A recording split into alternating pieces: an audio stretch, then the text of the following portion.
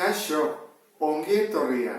Esaten bat digute zatiketa hau egiteko behar bada pentsatu ezakezu egite daitekela irantara, ezta?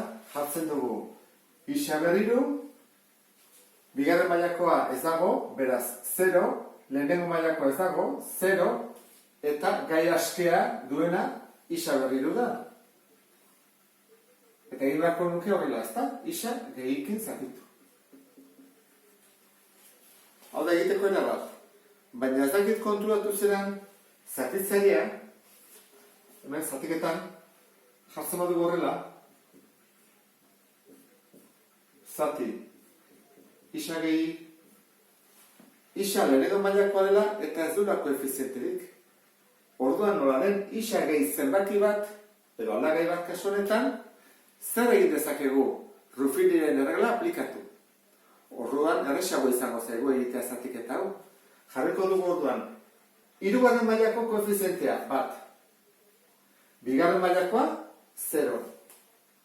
Lehenengo mailakoa, ere ez. Gai askiak dagoena, i berriru. Eta zatitu behar dugu, honen aurkakoarekin. Orduan, iren aurkakoa da, minusi.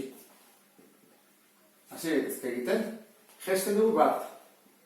1 bider minusi, minusi. Jaisten dugu minusi. 0 delako bestea.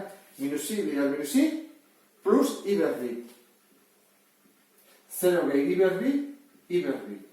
Minusi bider i berri, minusi ber iru. Minus bider plus, minus, berri. Eta berdinak dira, eta zeino desberdinakoak, orduan, 0. Ondara 0 da. Zein da emaitza orduan? Askea, lehenengo maila, bigarren maila. Isa berri, ken, isa i, gehi, i berri. Hoi jarriko genuke?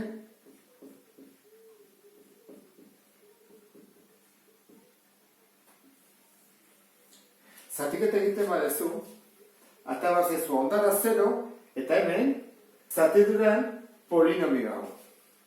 Eta ulertu duzulakoan, beste bat arte. Agur?